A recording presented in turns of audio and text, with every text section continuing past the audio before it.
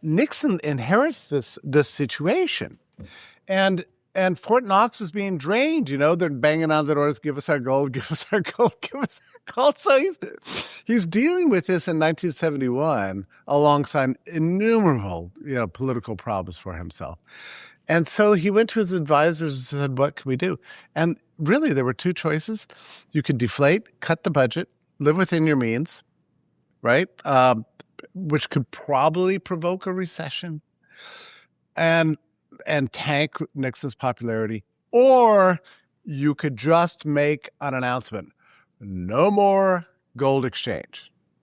The U.S. is shutting the window. I think it was August 15th, 1971.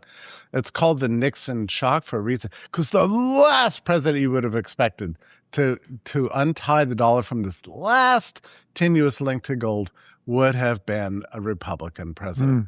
Well, and so now what happens after that?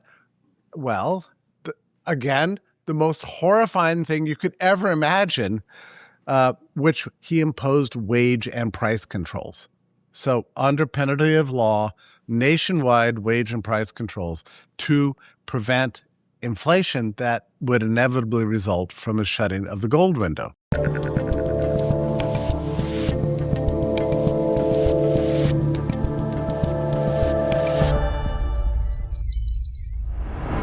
I'm Dave Rubin, and joining me on this President's Week to discuss former President Richard Nixon is the founder of the Brownstone Institute and Rubin Report regular, Jeffrey Tucker.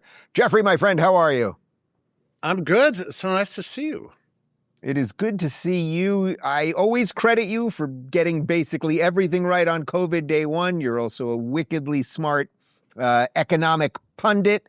And I am told that if I ask you a question you don't know the answer to, your bow tie will spin. Is that true? That's not true, because it's naturally tied. That only works with different kind of contraptions. So. And I feel like you're in the drawing room at Downton Abbey over there. Now I know what's going on at the Brownstone Institute. All right, let's dive in. Let's talk about Richard Nixon. Actually, out of all of the President's Week shows that I'm doing, we're doing a bunch of the founders and some of the more modern, Trump and all that sort of thing. But I feel like Nixon is the one that people sort of think they know in some sort of comically villainous way, but maybe don't really know, or only have the image of him in the debate with JFK. So where do you want to start with Richard Nixon? I should say Nixon was kind of the beginning of my political awareness, because the very first political thing I can remember is Watergate. It took over the country. My grandparents just watched it constantly. Why were they watching? Were they able to follow all this stuff? These endless wall-to-wall hearings lasted weeks, months. I'm not sure they could figure it out, but it was this big scandal at the time. My father was always a Nixon fan. So I don't remember the details, but he just liked Nixon. And I remember being very young, like in one of those, you're going to be astonished to hear this, but I was in elementary school, and we had a propaganda newspaper for kids. It was like the Washington Post, except marketed to third graders. Where now the Washington Post is angled at people with the intellectual capacity of a third grader, but okay. Yeah, I'm sure that even regular Washington Post readers couldn't read the edition I was reading in third grade. Right. But it had this bent, So even in those days, everybody knew who was who. It was kind of like Team Red, Team Blue. I think we called it liberal, conservative, whatever. But the teacher wanted to know who in the classroom, after the Watergate thing, who in the classroom supported Nixon and who didn't. And she started with who didn't. And everybody in the whole class raised their hand and said, who did? And I was alone. I was the only kid in the class raised my hand and said, I support Richard Nixon. That's literally my very first memory. I have no idea why I supported Richard. It was like a temperament thing. Yeah, I don't know why. But I was like, no, Nixon's a great guy. He's getting a bum rap. I couldn't have filled in any details beyond that. But I think actually a lot of subsequent research has thrown a lot of sort of doubt on whether or not this was really, the Washington Post, intrepid reporters holding government officials' feet to the fire on behalf of a public and its right to know. There's some mixed there's a mixed story there. So I'm not entirely sure that story is correct. But well, especially when you see how partisan in their later years, Bernstein and the other guy, his name's flitting me at the moment. When you see how partisan they've gotten, Woodward, thank you. It does make you question some things. But all right, let's put Watergate aside for a moment. Right, can you talk to me a little bit about his policies? I feel like people have no idea anything about him other than Watergate and the scandal and impeachment and that sort of thing.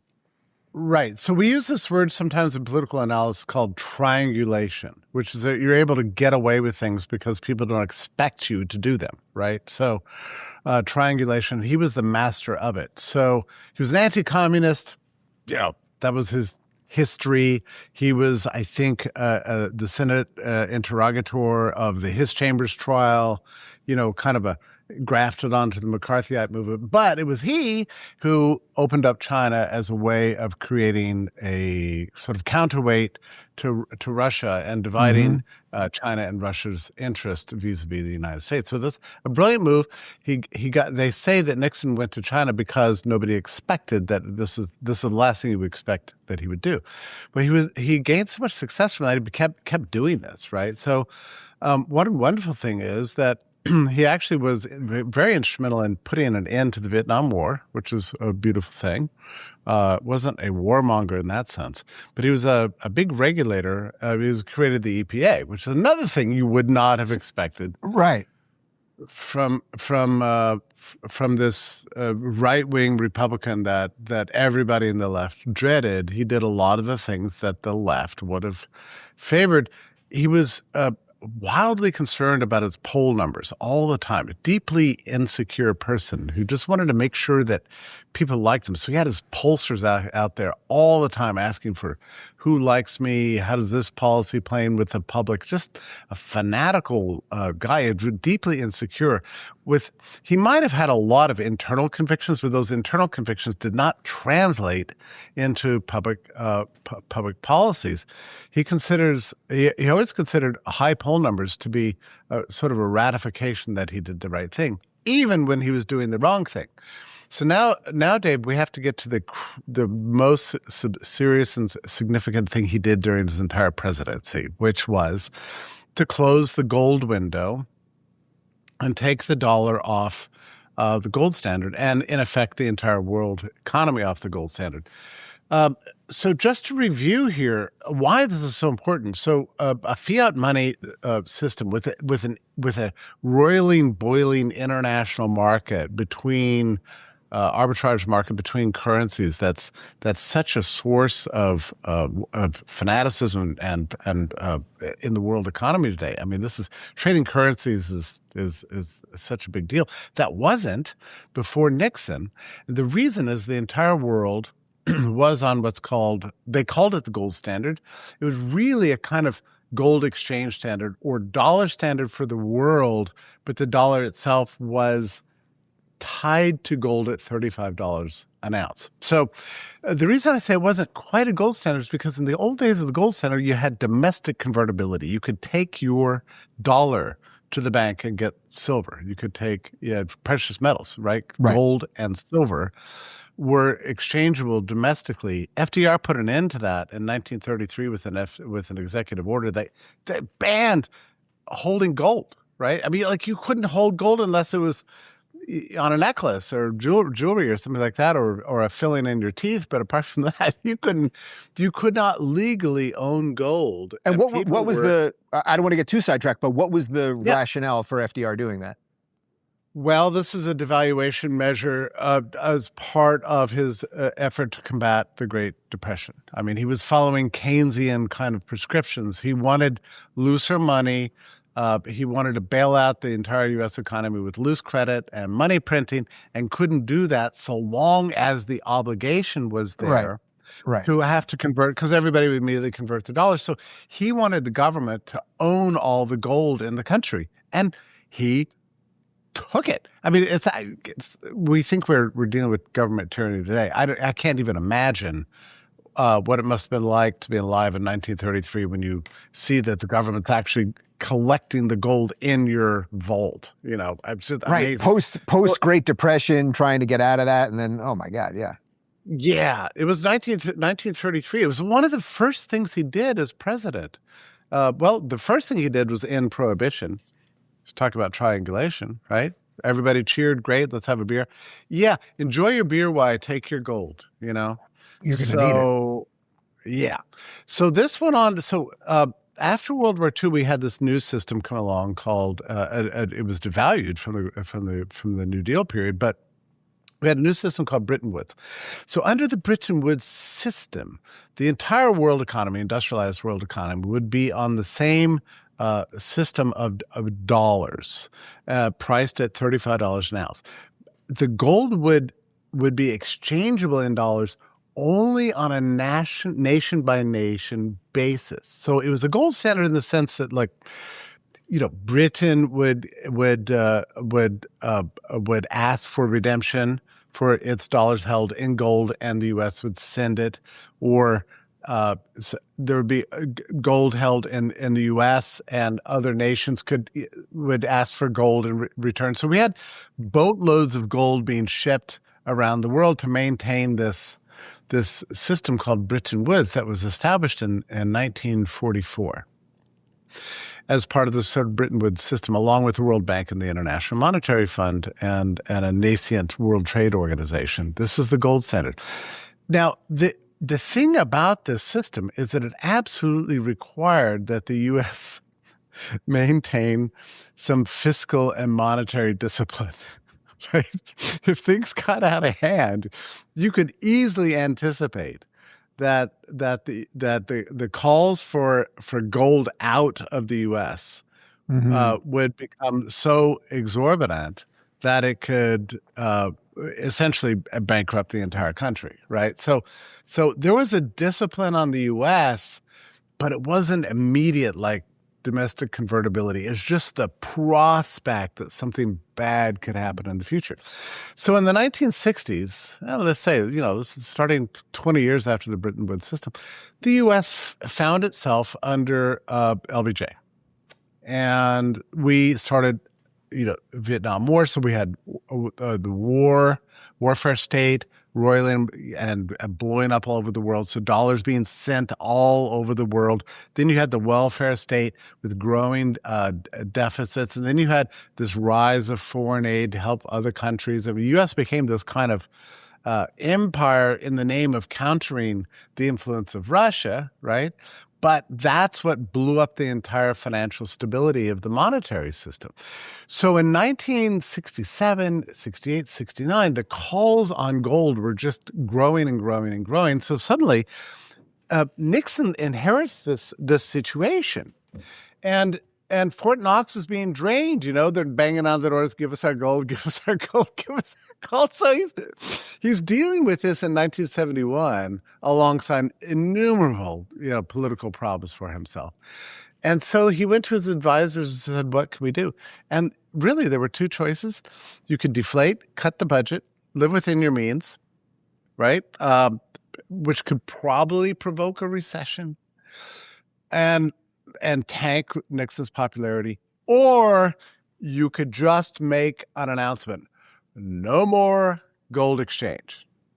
The U.S. is shutting the window. I think it was August 15th, 1971. It's called the Nixon shock for a reason, because the last president you would have expected to untie the dollar from this last tenuous link to gold would have been a Republican president.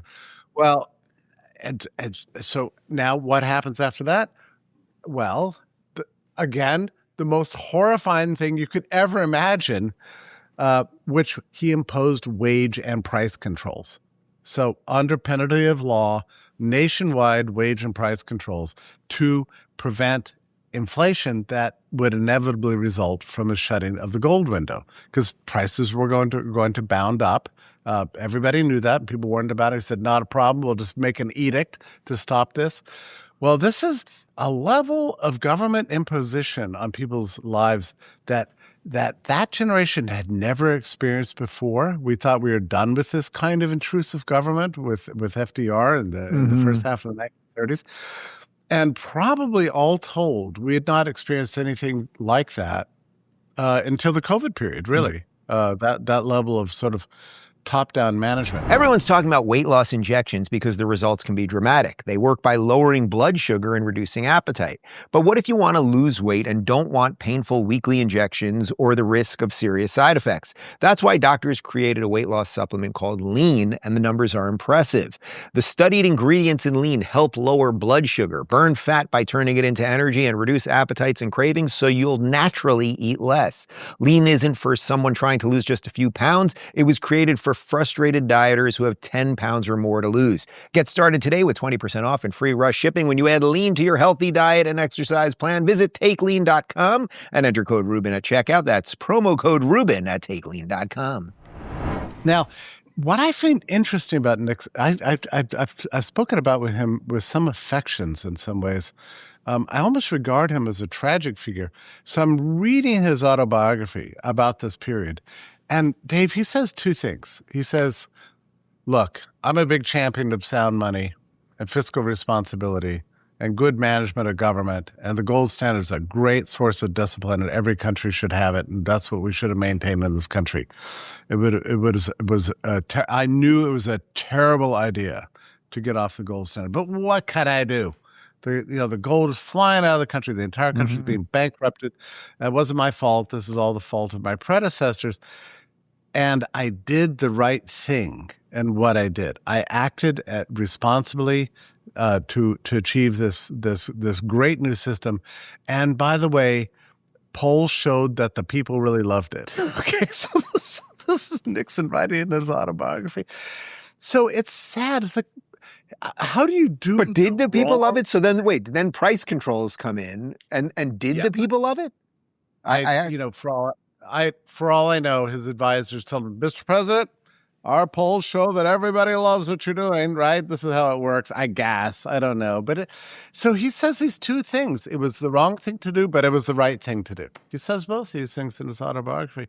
But actually, it was catastrophically terrible day for America because it was the last source of fiscal discipline we had. I mean, you think about what unfolded in the 1970s. We had one wave of inflation. The Fed raised rates, cracked down on that inflation, said, well, inflation's gone, so they lowered rates. We had a second wave of inflation.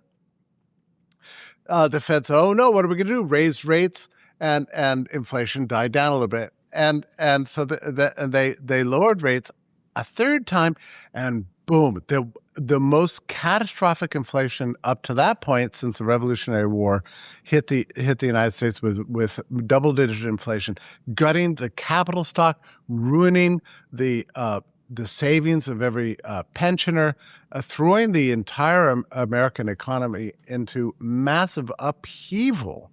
Only a few years after that inflation, we saw households going from one income, able to sustain 2 cars and kids in school and, a nice middle-class lifestyle and home ownership, to only being able to do that with 2 incomes. So by 1985, the average mom with little kids was out working, paying taxes to the government. This is a direct consequence, not of Gloria Steinem or whatever. This is a consequence of the inflation, the third wave of inflation in the 1970s. This never could have happened without the gold standard. So this fiat money system, it reduced the purchasing power of the dollar dramatically.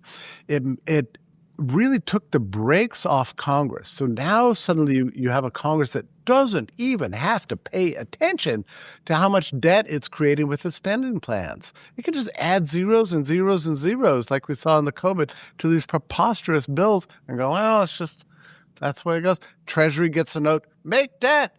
And who buys the debt? The Fed. They're creating money. Okay, so this is the system that Nixon's catastrophic decision in 1971.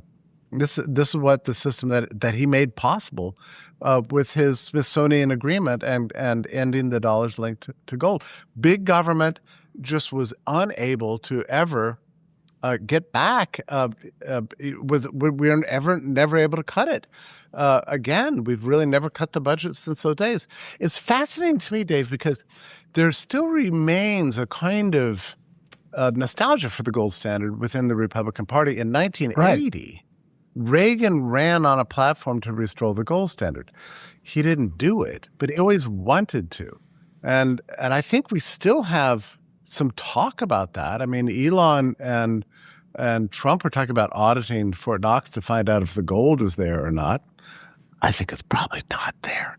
Right. But, well, didn't Elon say something like, even the elevator that they would have to go down there to get it hasn't been used in 40 years or something like that? Makes it sound like the place has been raided. Yeah, I think probably it was all gone. And that's the reason why Nixon closed the gold window. So I don't, you say, well, did he have a choice? Yeah, he had a choice. He could have done the right thing, but he decided to do the wrong thing. Okay, so that's just a fact. That's Richard Nixon. So in some weird, strange way, the Nixon presidency was this sort of shepherd or handmaiden to the whole of giant leviathan that we now live with, that nobody seems to know what to do about it. And this was Nixon's doing. It was not the legacy he wanted.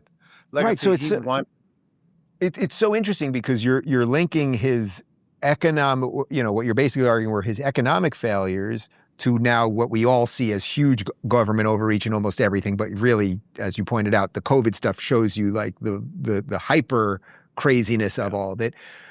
But the other part of it that's interesting was he was also president in a time when the media was changing, and he seemed to not understand how to deal with that. Can you talk about that a little bit? That's a really interesting point. Well, he got slaughtered. I guess it was in this debate with Kennedy, right? And the early 1960. Is that the election? And performed terribly. He wasn't media. We'll get the exact year. We'll give the year on that. Yeah. He was a very, very grumpy guy. Hated the press more than you can possibly ever imagine. The press hated him.